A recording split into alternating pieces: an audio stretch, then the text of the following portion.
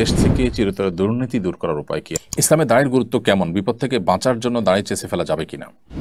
ইসলামে দাড়ির গুরুত্ব অপরিসীম। এটিকে ওয়াজিব বলেছেন ফুকাহা একরাম। মেজরিটি ফুকাহা একরামই ওয়াজিব বলেছেন যে ইসলামে একজন পুরুষ তার জন্য দাড়ি লম্বা করা ওয়াজিব। এক মুষ্টির নিচে দাড়ি কাটা প্রায় সব উলামা একরামের মতোই নাজায়েজ এবং গুনাহের কথা ওয়াজিব তরক করা। কোনো মানুষ যদি কোনো বিশেষ বিপদে পড়েন, সে অবস্থায় তিনি দাড়ি ছোটো করা বা চেঁচে ফেলতে পারেন কিনা? এর উত্তর হলো যে যদি তার কষ্টে নিপতিত হওয়ার আশঙ্কা থাকে তাহলে তিনি এটি করতে পারেন। যেমন এমন হলো যে অ্যাক্সিডেন্টের কারণে সেলাই করতে হবে, তাহলে ওই জায়গার দাড়িগুলো চাচতে হবে, বা বড় কোনো দুর্ঘটনা হলো বা এমন কোনো অসুস্থ হলো যে দাড়ি তার রাখা যাচ্ছে না, দায় রাখতে গেলে তার ট্রিটমেন্ট হবে না, দুরারোগ্য ব্যাধিতে তিনি অনেক কষ্ট পাবেন অথবা মৃত্যুর মুখে পতিত হবেন, এই পর্যায়ে চলে গেলে তখন তিনি দাড়ি চেঁচে ফেলতেন বা ছোটো করে ফেলতে পারেন। এর বাইরে যদি দাড়ি থাকার কারণে তার মৃত্যুর মুখে পতিত হতে পারেন, ভয়াবহ কোনো বিপদ হতে পারে, জীবন হুমকির মধ্যে হতে পারে, বা আপনার বর্ণাতীত কষ্ট হবে, এরকম কোনো পরিস্থিতির মধ্যে পড়েন কেউ, তাহলে সেই পরিস্থিতিতে তার জন্য ইসলাম ওয়েব, কাতার ভিত্তিক ফতোয়ার বিশ্ববিখ্যাত ওয়েবসাইট মার্কাজুল ফতোয়া ইসলাম ওয়েবে ফুকাহা একরাম মুফতিগণ লিখেছেন যে এই ক্ষেত্রে তার জন্য দাড়ি চাচা বা ছোট করা জায়েজ হবে, কিন্তু এটা ইন্ডিভিজুয়াল কেস স্টাডি করে মুফতি বলতে পারবেন। আমরা সামান্য একটু ঠুনকো অজুহাত দিয়ে সামান্য একটু বিপদের ভয় আপনার কোনো ওয়াজিব লঙ্ঘন করে ফেলবো, ব্যাপারটা এতটা সহজ নয়। অতএব পরিস্থিতিটা কীরকম, এই পরিস্থিতিতে তার কি করা উচিত, কি করা উচিত না, কোনটা জায়েজ না, এই বিষয়টা সংশ্লিষ্ট বিষয়কে পুরোপুরি খোলাখুলি কোনো মুফতির কাছে উল্লেখ করে তারপরে সমাধান নিতে হবে। তো খোলাসা কথা হলো যে দুরারোগ্য ব্যাধি থেকে বাঁচার জন্য, মরণ ব্যাধি থেকে রক্ষা পাওয়ার জন্য বা ট্রিটমেন্টের অংশ হিসাবে যদি কারো দাড়ি চাচতে হয়, কিংবা এমন কোনো বিপদে পড়েন যে বিপদ থেকে দাড়ি চাচা ছাড়া তার বাঁচার উপায় নাই, জীবন রক্ষার প্রশ্ন আসছে বা এই জাতীয় কোনো জটিলতা তৈরি হয়েছে, তাহলে সেক্ষেত্রে এটি জায়েজ হতে পারে। কিন্তু পুরো বিষয়টা নির্ভর করে যে পরিস্থিতিটা ঠিক কেমন, কোন পর্যায়ে, তার উপরে। এরপরে প্রশ্ন করেছেন হাসমত আলী, আপনি লিখেছেন দেশ থেকে চিরতরে দুর্নীতি দূর করার উপায় কি?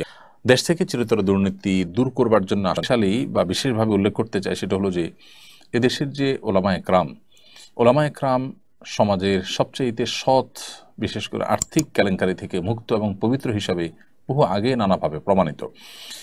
ওলামা একরামকে যদি দেশের মূল ধারার সাথে সংযুক্ত করা হয়, তাদের যে সততা আছে সেটার যদি ব্যবহার করবার উদ্যোগ, দেশ থেকে দুর্নীতি দূর করা অনেক বেশি সহজ। ধরুন জনপ্রতিনিধিদের মাধ্যমে যে সমস্ত কাগজপত্র ভেরিফিকেশন করা হয় বা যে সমস্ত অ্যাটাস্টেশন করা হয়, যদি মসজিদের ইমাম সাহেব, খতিব সাহেবদেরকে এই দায়িত্ব দেওয়া হয়, এটা আমি শুধু একটি উপমাস্বরূপ বলছি, এটাই যে একেবারে আক্ষরিক অর্থে মিন করছি তা নয়, তাহলে সেক্ষেত্রে দেখা যাবে যে অনেকাংশেই কিন্তু দুর্নীতি দূর হয়ে যাবে। দেশের প্রথিতযশা ওলামা একরাম বা প্রথম সারির আলেমদের অনেকে গ্রেপ্তার হয়েছেন, নানা হয়রানির শিকার হয়েছেন, নানা মামলা মোকদ্দমা তাদের বিরুদ্ধে করা হয়েছে, কিন্তু আর্থিক কেলেঙ্কারি তাদের কিন্তু বিরুদ্ধে কোনো কি আজও পর্যন্ত কেউ প্রমাণ করতে পারেনি।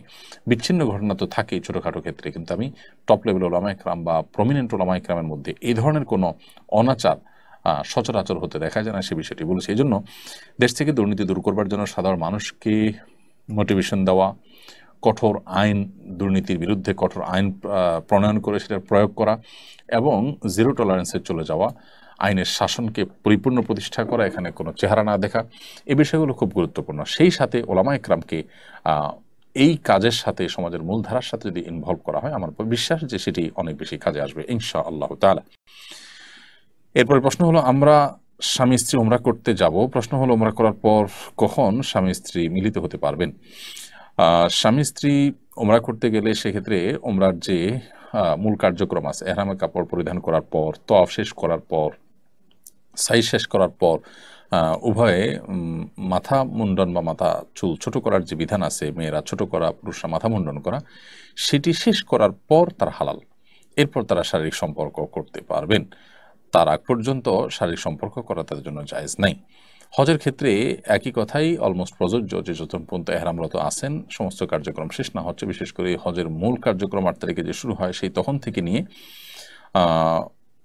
10 তারিখে এসে হজের যে কার্যক্রমের অংশ হিসাবে জামারাতে পাথর নিক্ষেপ করা, সেটি, তারপর জামারাতে পাথর নিক্ষেপের পর কোরবানি করার পর মাথা মুন্ডন করা, তারপরে তওয়াফ সাই করা, এরপর স্বামী স্ত্রীর মধ্যকার সম্পর্ক, শারীরিক সম্পর্ক করা হালাল হয়ে যায়।